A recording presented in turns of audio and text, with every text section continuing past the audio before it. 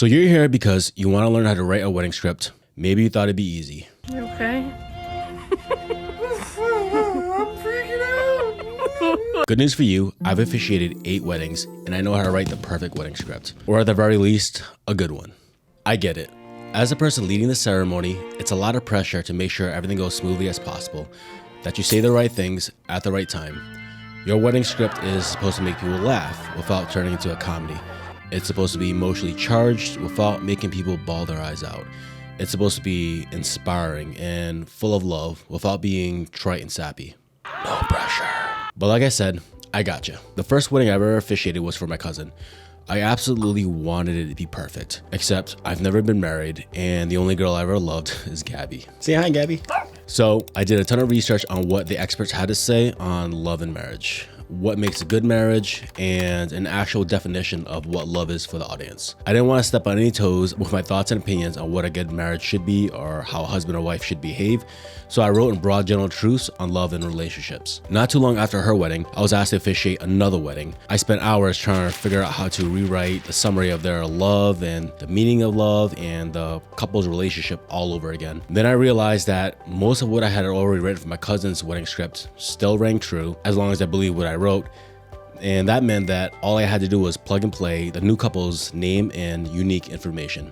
With my wedding script, all you need to do is plug in certain information and you'll have a finished wedding script from beginning to end. You don't need a ton of time asking the wedding couple questions because all you need are the answers to 4 simple questions. Well, simple-ish. You're gonna ask them, how many years have you two been a couple? Number 2, what is one thing you do that annoys your partner and one thing your partner does to annoy you? Number 3, share with me a story when you two first started dating, something that told you that this person was special or maybe the one. Number 4, share with me a story of how you two managed to stay in love despite any hardship or setbacks early in your relationship. You're not looking for a giant summary of their love. What you're looking for are certain elements or certain information within their relationship. That way you can insert it into the template and create a seamless story of their love from strangers to soulmates. You'll be asking them about their annoying quirks, harmless and playful things that they do that annoy one another. You're not trying to stir up. What you're trying to do is create an endearing look into their relationship. You want to hear about their early dates, where they went, what they did, what went on through their minds. You want to learn any trials or tribulations that they went through, things that possibly could have ended their relationship, but things that they've endured to prove to the world and to themselves that they belong with one another. You're simply the best, better than all the rest, better than anyone I've ever met, and I'm stuck on your heart.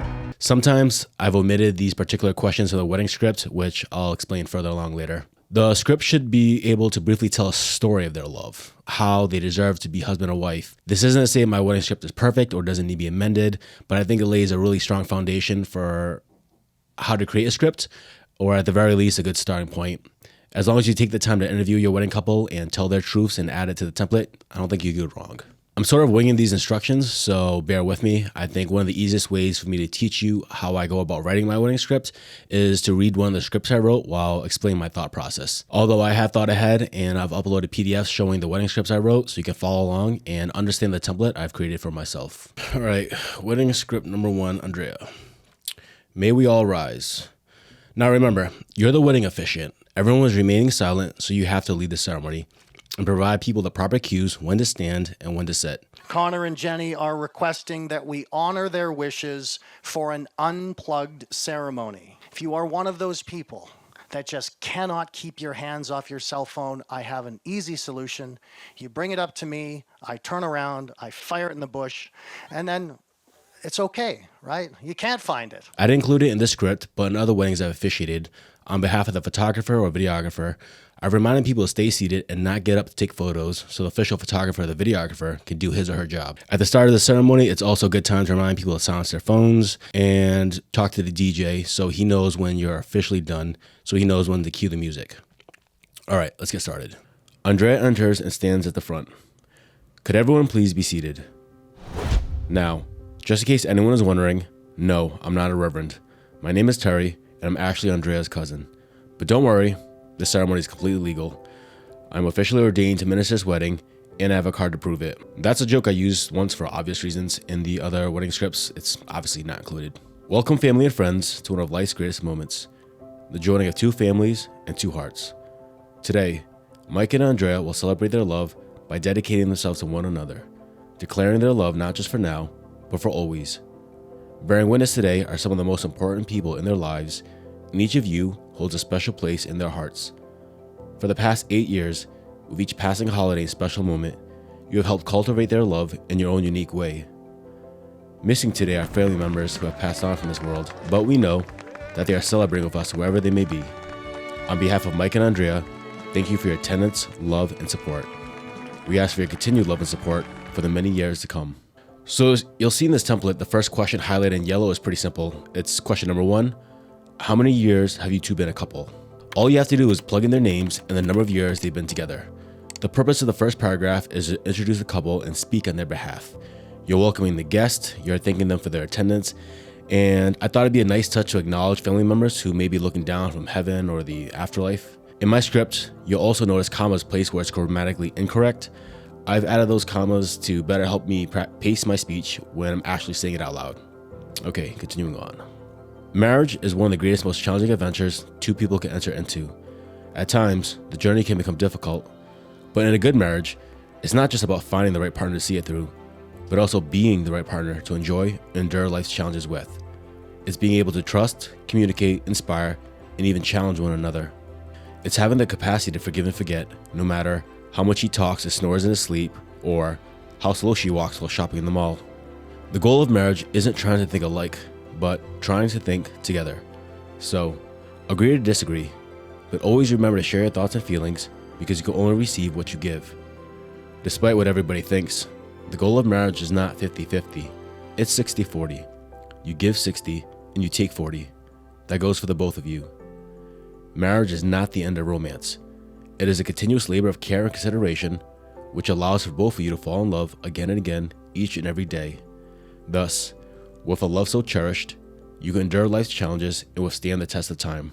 So these two paragraphs takes us to question number 2. Tell me one thing you do that annoys your partner, and one thing your partner does to annoy you. Make sure it's cute, lighthearted. We're not trying to stir up any drama. Ha ha ha.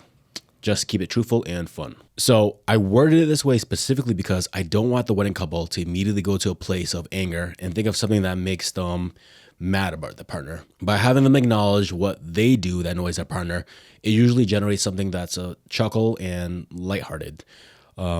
This is part of the ceremony script that's meant to be super cute and super relatable between the bride and groom. Something that rings true to them, but is reasonably understandable to the audience, i.e. the family members and friends. That way they can relate to as well, which makes the ceremony feel a lot more intimate. If the information that your couple provides is a little too harsh, like he or she can be selfish, don't include it. Go back and keep digging for something cute and lighthearted. I once had someone mention their in-law, and I was like, yeah, we can't talk about your in-law at the altar. So when I get to this portion of the ceremony, I'll also look directly at the groom and tell him what the bride told me. And then I'll look at the bride and tell her exactly what the groom told me. It adds a touch of intimacy, and if done correctly, it should be just playful banter. This portion of the script is meant to summarize the meaning of marriage and what makes a good marriage. So if my words don't resonate with you, you can obviously fill in this portion of the script with your own words to get the same points across. All right, moving on. For those of you who don't know, Mike and Andrea had once lived together in the same building, long before they were even dating. But don't worry, Auntie, I'm talking about college here. You see, Mike and Andrea both attended the University of Florida, and they both lived in Hopkins Hall. Like the beginning of every great marriage, theirs began and has been built upon friendship. Passion, romance, and feeling in love can always be restored in any relationship, but chemistry and commitment cannot be left out in the making of a happy marriage. To be a friend means you share, respect, and even risk conflict with one another in the search for honesty and a deeper relationship. That really is a real no, isn't it? I live in Notting Hill. You live in Beverly Hills. And don't forget, I'm also just a girl standing in front of a boy, asking him to love her. You gain loyalty, trust, and eventually love for your newfound friend. Mike and Andrea, you two have taken the time to have known each other and have grown to become best friends. I have no doubt that you two are not only perfect for one another, but also that you two deserve one another. This portion of the ceremony highlighted in teal shows a response from question number 3. Question number 3. Share with me something from when you two first started dating that told you that this person was special or maybe the one. Preferably something many people wouldn't know. This portion of the script is for you to discover something that paints a picture of how the couple progressed from friends to lovers. Obviously, the story in the script I just read doesn't really reflect that question in question number 3. Wait, what? But my goal in this portion of the script is to share a story of the couple's past that illustrates how their relationship went from friends to lovers, which ties in the rest of the script of how their love is built upon friendship. I think friendship is one of the building blocks for a solid foundation for a loving marriage. So if you could tie in a story that shows their budding love into the template, you can create a story that summarizes their initial relationship. This is a question that's evolved once I understood the point I was trying to get across in the ceremony. All right, moving on. The road that has led Mike and Andrea to this very moment has been easy, literally and figuratively. Although, between Florida and Texas, they have managed to strengthen their love and friendship. Despite the distance, the Skyping, the plane rides and U-Hauls, their love and friendship has proven stronger than ever. So, as long as they are together, no matter where they live, they will always be a couple and will always be at home. Now, Mike and Andrea have written their vows. If anyone has any objections as to why this couple shouldn't be wed, shut it. My cousin is getting married. To wrap up the ceremony, this is your insert information from question number 4. Question number 4. Share with me a story of how you guys managed to stay in love despite any hardships and setbacks within your relationship. Was there a period of long distance dating? Did you two take a break? Were there any issues or conflicts that made you two doubt the relationship would work? Whatever you're comfortable sharing with your family and friends. This question isn't meant to expose any issues or stir any painful memories, but demonstrate how your love is stronger despite past issues within your relationship. This portion of the script is where we tie it all together, from welcoming our guests, defining marriage, sharing cute and personal details, getting a behind the scenes look at what occurred early on in the relationship. We inject drama and resolution into the script. All right, stay with me. Movies and books take us through a journey where there's high tension and then a resolution. We watch films because we fall in love with the characters, see their struggles, and are happy for them when they achieve their goals and happy ending. Most couples have their fair share of rocky challenges and moments while dating.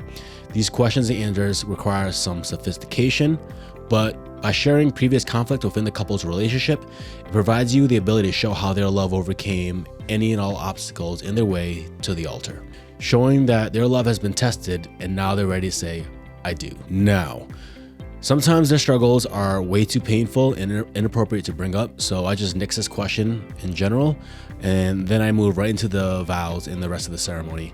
I've attached 3 scripts that I've written for actual weddings with the real names changed, and that's it. At least for the portion where you have to creatively plug in the information into the script. In the scripts I've written, you'll see the progression from when the bride and groom say their vows and moving forward. Followed by the vows is the wedding ring ceremony, and then their IDs. I wrote the initial paragraph of the wedding ring exchange ceremony, but I didn't write the portion where the couples recite the words after me. It'll make a lot more sense when you read the script. So if anyone recognizes where the second portion of the wedding ring ceremony came from, feel free to give them a shout out. I wrote the script so long ago and I found that portion on a blog. I don't even know where to find it on the net. I've tried looking to give them credit, but I don't know. If you know who wrote it, feel free to shout them out. So there you have it. I hope this template helps you out. I hope it makes things a lot easier for you. Feel free to use this template word for word. If it did help you out in any way, I'd love to know in the comments. All right, cheers. All right, hold on, time out.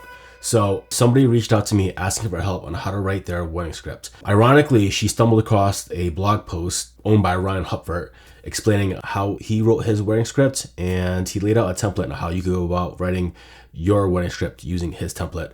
And at the time when I wrote my wedding script, I was pulling from so many different sources. I was trying to find all the different blog posts and going through YouTube. So I forgot that the bulk of my template came from Ryan's template. So I just want to be completely transparent with that. Honestly, after I wrote my cousin's wedding script, I thought that was done. I didn't think anybody else would ask me, but when somebody asked me to write a wedding script for them and to officiate their wedding, I wanted it to be unique, and I was trying to write it all from scratch.